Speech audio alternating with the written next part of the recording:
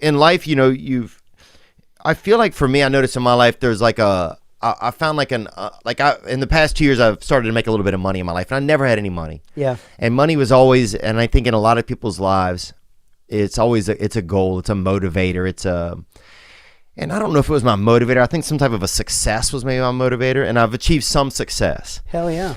But I felt like it's not as joyous as you would. It doesn't pay off really exactly like you've kind of.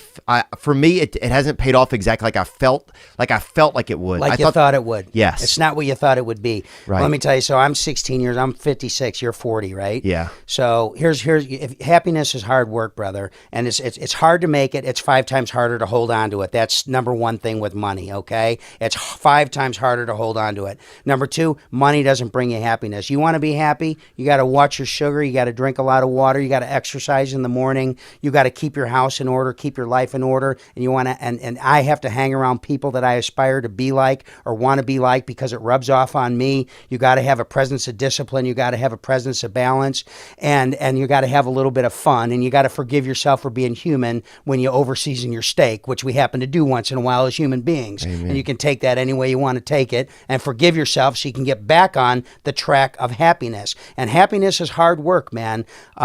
It is. I'm obviously a billionaire, right? And but you can have 10 cars and 10 boats and 10 houses, and you can eat yourself 3 chocolate cakes and 6 Big Macs and 6 Jimmy John subs, and you're gonna feel like shit, okay? And it's gonna be horrible, and you're gonna be one horrible rich motherfucker, okay? Yeah. And so, really, happiness is hard work. So, and genuine happiness. I mean, real, not baloney bullshit. Right? You can party, that's fine, but real contentment, happiness, man, it's hard work, and it takes work every single day to do that. And when you do it, when you do it every day or have a presence of it, and then you have better weeks, and then you have better months, and you have better quarters, and then you have better years. I wish I would have known this 10 years ago. I'm learning this now since I don't have all the pressure of Jimmy John's. So I'm learning this stuff now, and this is for me. I don't know what's for you, but this is the wine I like to drink. Mm-hmm. I'm not going to tell you what kind of wine you like to drink, but this is, I had a wine class one time. I paid $200. He says, "Okay, you ready for the class? Good wine is wine you like. Great. Class over. Let's drink." Wow. So I'm like, "Thanks, man. Yeah. Thanks. What's all that shit they're doing in the restaurant?" He says, "That's all bullshit. They're making all that stuff up." Because I felt so stupid with wine, right? Yeah. Now I own a couple wineries and we do very well. But that's beside the point. So, it's whatever it is to you. But for what I found is, I've been rich for a long time, and in my world, rich for a long time, and I made my first $1 million in '93 and had no debt. So that having no debt is huge. Huge. I didn't know how to get it. I didn't know how to fill out the paperwork. Well, it's funny your dad said that. Yeah. And those bankruptcies scared me, and I was poor, and I didn't ever want to be poor again. And so I was a real saver, and still am. I'm very conservative. I only invest in things that I totally understand, or a person that I totally understand. I really tend to bet the jockey, not the horse. Interesting, man. Yeah.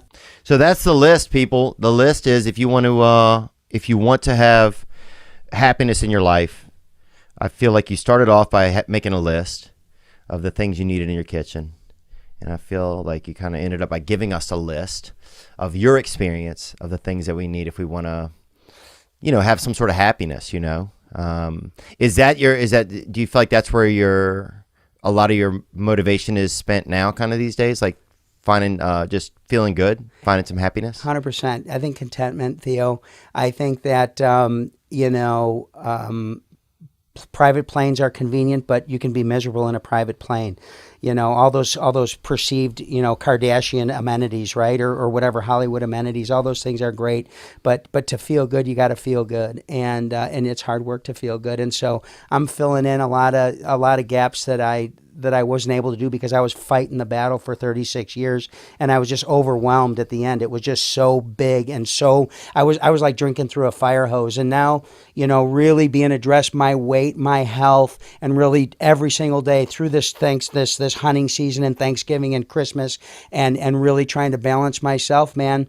I've done a better job this year than I've ever done in my life. Like this is the best life that I've ever lived, and I'm in a great direction. And I think a year from now, if we had a podcast, I think you'll see me 20 or 30 pounds lighter, and it's just what I'm doing right now, and it feels good. Yeah. It feels good to sleep good. It feels good, man. It feels really shitty when I drink a bottle or two of tequila, which I did last week with Bobby and Clint Boyer. We went hunting deer in Texas, and we drank a lot of tequila, man.